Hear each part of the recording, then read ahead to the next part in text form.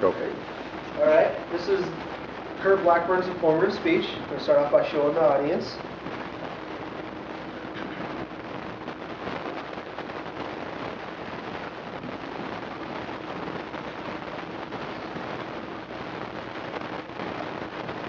And the cameraman.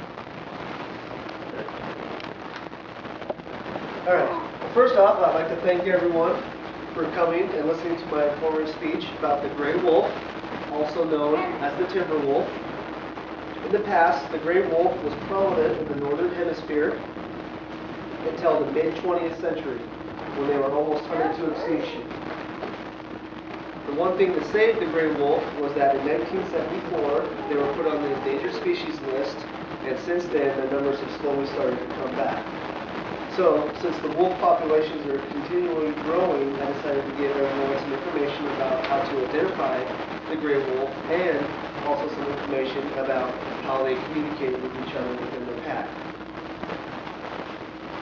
So, first off, we're going to talk about identifying the gray wolf. For my research, I went online to www.nwf.org, which is the National Wildlife Federation website. So let's first talk about the appearance of the gray wolf. They are typically a gray and brown color, but they can have some white or black mixed in with that color. Or sometimes you'll even find gray wolves that are a solid white or a solid black. So as you can see, the gray wolf can come in a variety of colors. And another way of identifying the gray wolf is by their tail. They will have a bushy tail that is on average 1 to 2 feet long, and most of the time the tip of their tail will be black. So that's a good way to identify them also. So now let's talk about the size of the gray wolf. On average, they are usually about 3 to 5 feet long and stand about 2.5 feet tall. And the males will weigh anywhere between 70 and 145 pounds, and the females will typically weigh between 60 and 100 pounds. So your adult wolf can weigh anywhere between 60 and 145 pounds. So now that we've learned some ways to identify the gray wolf, let's talk about the ways that they communicate with each other within their wolf pack. The first way I want to talk about, before I get started on that, I just wanted to say that for my research on the communications of the wolf, I went to the Boise Library and read a book called The Sawtooth Wolves by Jim Butcher and Richard Valentine. So the first form of communication we want to talk about is verbal communication. And when we think of verbal communication with wolves, we usually associate that with howling. And howling is usually initiated by the alpha leader and can be used for a variety of reasons. The alpha leader will howl to call his wolf pack back to him. Since they cover such a vast area, this can be a really good way to let everyone know that it's time to come back to the pack. Because their territory can be anywhere between 50 and 1,000 square miles.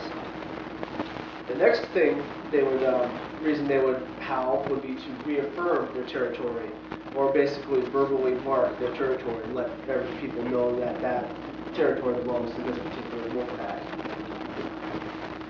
A third reason that they would howl would basically just to respond to a sound.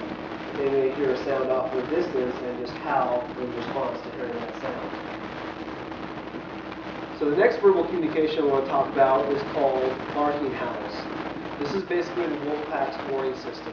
If the pack hears a barking howl, then they will know that there is a threat nearby, and they will be on alert to try to figure out what that threat is. The next level of communication that I want to talk about is used by submissive wolves within the pack. They will verbally communicate by doing a high-pitched squeaking or a whining sound.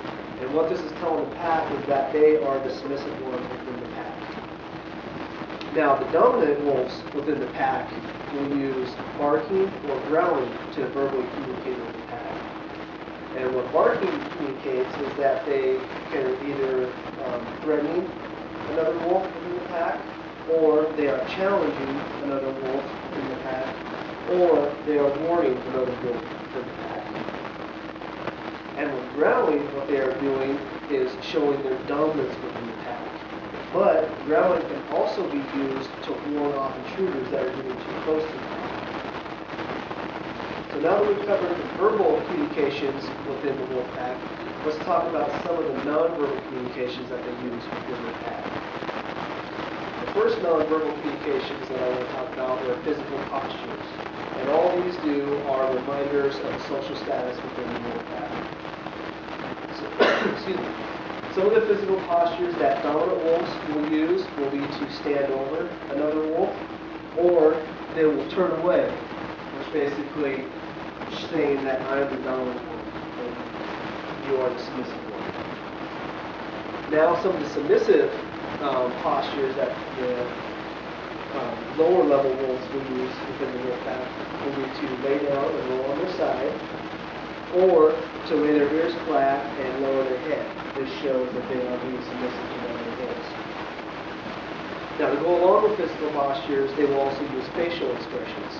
The dominant wolf's facial expressions, some of them might be staring down a subordinate until they submit, or showing their teeth in a snarling manner. This lets everyone know that they are the dominant wolf.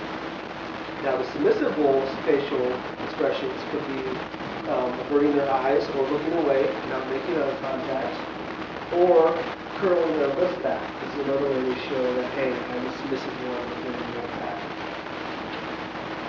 So now that we've gone over the physical description of the gray wolf and how they communicate with each other, hopefully we all have a little bit better understanding of the gray wolf itself.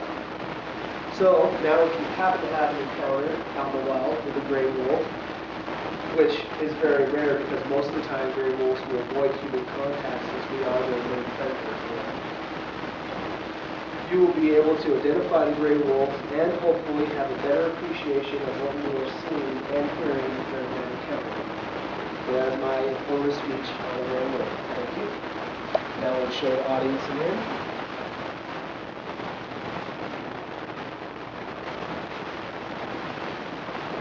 He's very good.